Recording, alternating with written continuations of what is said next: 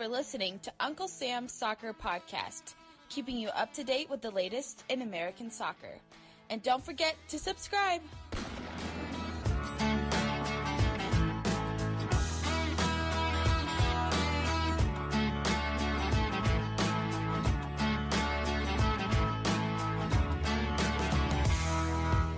Hello everyone, welcome to Uncle Sam's Soccer Podcast. I'm Steven Jotter, and joining me today, Jake Watroba. On this episode of Uncle Sam's Soccer Podcast, it's part one with our interview with Detroit City FC coach Trevor James. We discuss his travels from Europe to America and his introduction to U.S. soccer. Come back tomorrow to catch part two. Before we get to the interview, follow us on the Twitter machine at Unc Sam Soccer Pod. We are found on any major podcast platform, so hit that subscribe button, leave a 5-star rating. Now, let's get to today's show.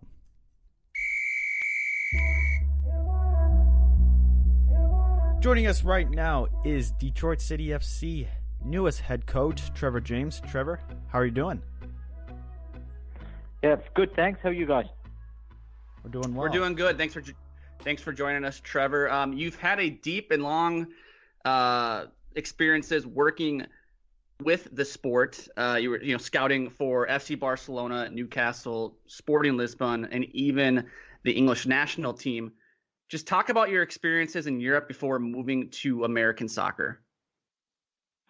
Well, it was obviously a fantastic time. I mean, the work that I did with those clubs, it was basically just working. I was brought in to do some work by Sir Bobby Robson, and that was the connection. I mean, I sort of did freelance scouting for him and different things that he needed, but it's a great experience, obviously, to be around him. I mean, I was around him as a young man, as a player, and then obviously to get into the coaching ranks and the scouting ranks to be able to use him as a mentor or as a resource was priceless, really. I mean, so that it was a fantastic time. Learned obviously a great deal about how to do things and how not to do things. So, yeah, fantastic experience.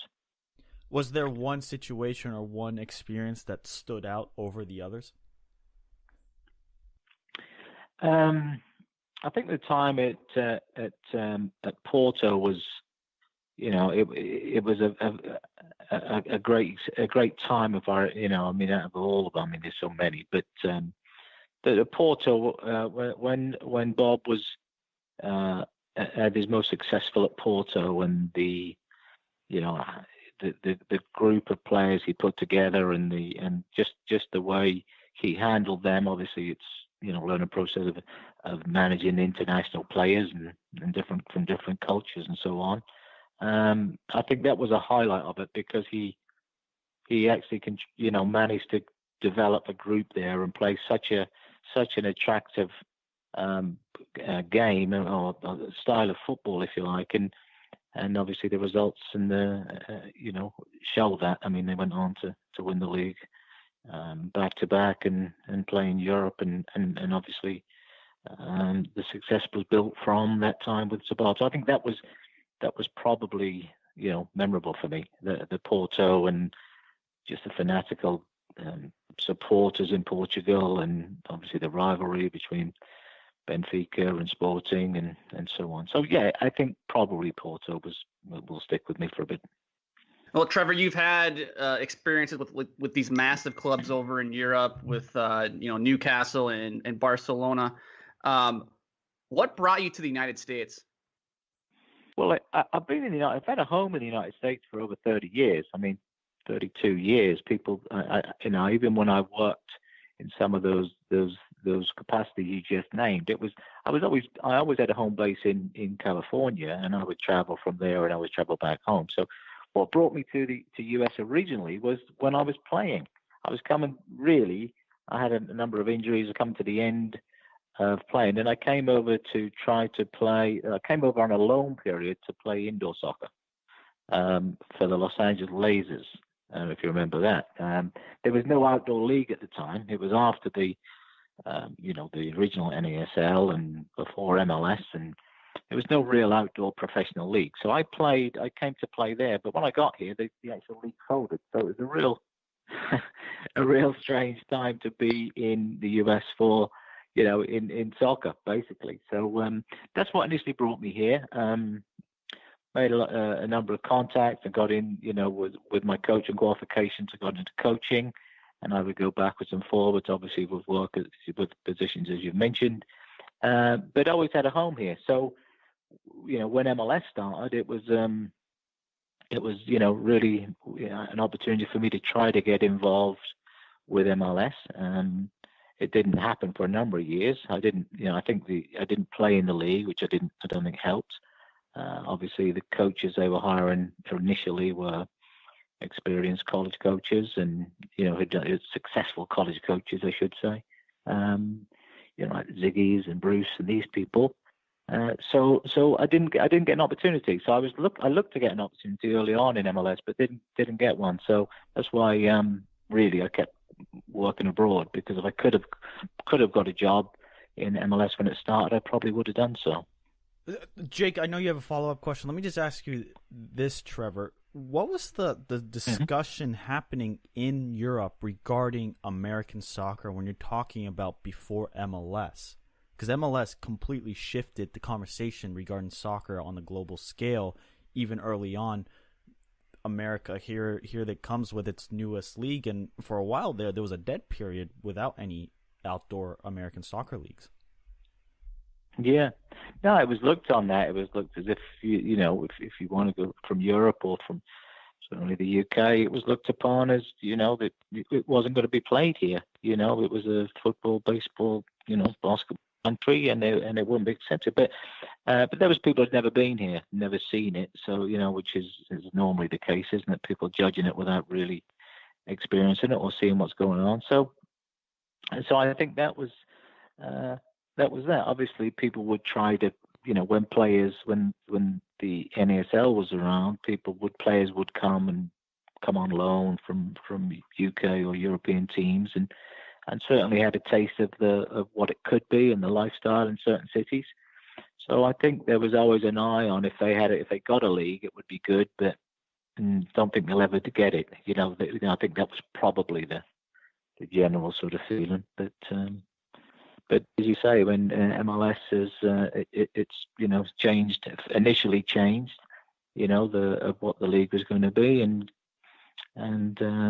it was doing well, and it weren't doing so well, and probably the signing of David Beckham has pushed it into a different realm, and that's obviously for the better of the league and the better of everybody involved in it. Trevor, I wanted to ask you, as a player, because you mentioned you came over here on loan.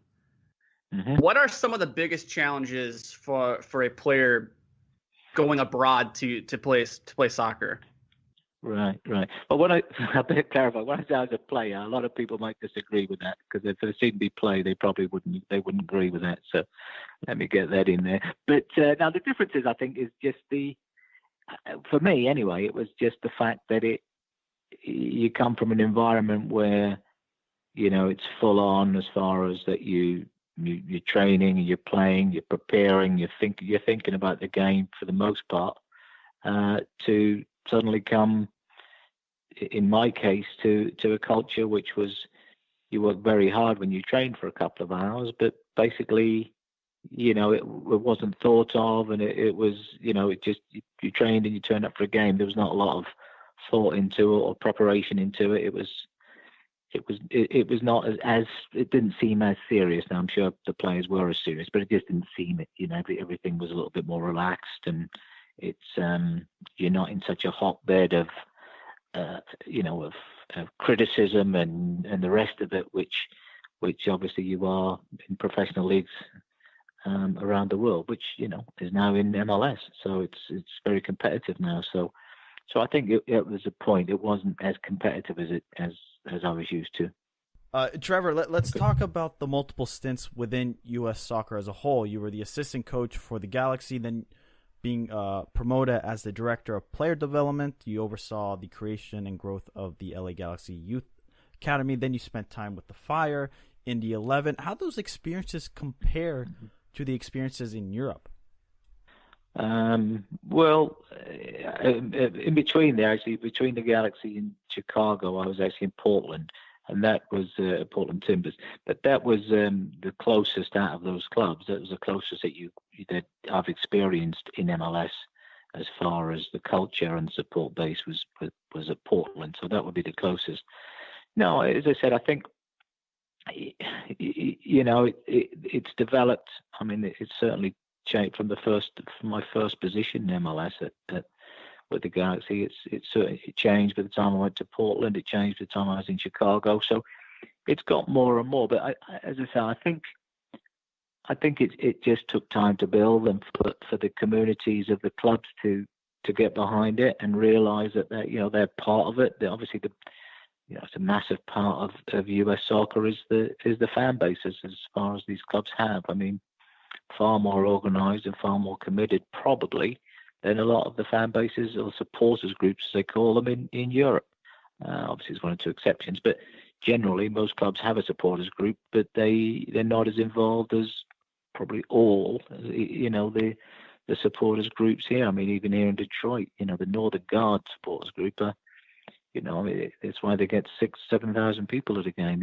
It's like being in Europe. So I am starting to see it. I saw it more, as I said, at Portland with the Portland Timber Army there, and that's where they get 28,000 people every week. So it's developing. It took time, but it's certainly developing in that way. What about the, I guess, culture within the club and how they oversaw operations of the game?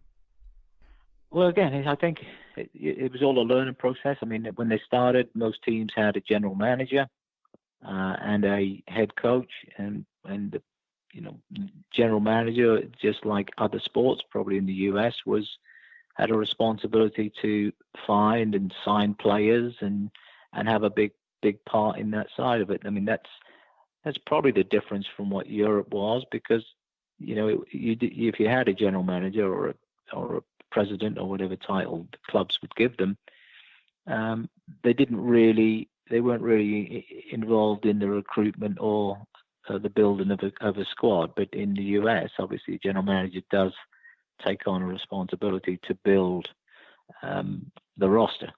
I think in recent times, clubs have hired technical directors and sporting directors and, again, other titles underneath the general manager, which have had more responsibility for that, and the general manager having less in as far as recruitment and building a roster. But I think that's a change, because I think initially, based on other US sports, the general manager had a fair say on what was going on with the roster. Trevor, I want to talk about the progression of US soccer. So you had mentioned you came to America to play indoor soccer before MLS ever existed, after the NASL existed. Can you talk about the progression US soccer has made now? I mean, you have MLS now that, who would have thought, I'm sure when you were playing indoor soccer that MLS would have some of the biggest stars in world football with Wayne Rooney and Zlatan Ibrahimovic, and then they go and sell Miguel Almiron to Newcastle for nearly $30 million. I mean, can you talk about how far US soccer has come since you played over here? Oh yeah, no, it's come leaps and bounds. I mean, you're talking about in the mid 95, 96 when the league. I mean, to where we are now, it's night and day. I mean, it's just that because of that, everything has improved, and because everything is improved, the stadiums have improved. The training facilities are, a lot of the training facilities are equal to a club in Europe or wherever. So for that, and everything has improved in the care of the players, whether it's the off the field stuff with their accommodations and their housing and their management off the field, to travel. Obviously, people are still looking for the charter jets, but the travel and the accommodation, you stay on the road is first class. They're looked after. So with all that, you then rightly, you then can attract these players, the Rooneys and these people who are used to that. They take that's part of what they do at the clubs. And so as far as where the league has come, it's obviously fantastic, because it come from, as I said initially, to having probably 3 or 4 people around to try to manage it, which a lot of the players were ex-college players or local pros who played in sort of semi-pro leagues, and it's developed. But I think it's done great because it's developed the off the field side of the game by facilities and management, is to then now say, right, yeah, we can attract these players because what you'll get at, whether it's Tottenham or wherever you want to go, we are in that race. Now, obviously, the actual product is going to be the last thing to catch up, because you're going to get people, as you say, we're attracting players now, and they will attract more players. So as it goes, the next 5-10 years, I think you'll see a lot more. We've got a lot now, but even more, if you want to say, bigger names type characters within the league. So it's attracting players before they're finished, before they're getting to the end. And I think David Beckham did that. He came at a time where he could still play. Mm-hmm. If maybe he could have come 3 or 4 years later, and he still would have made an impact.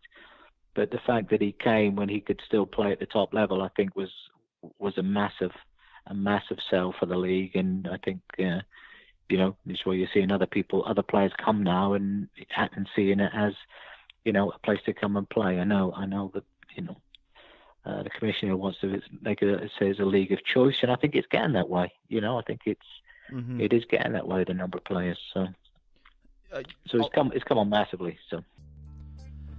Well, there you have part 1 of our interview with Detroit City FC coach Trevor James. Come back tomorrow to catch part 2, where we discuss Detroit City FC and youth development. Make sure you follow us on the Twitter machine at UncSamSoccerPod. Send in your comments, your thoughts, your concerns. I'm Steven Joderand. That's Jake Watroba. See you soon.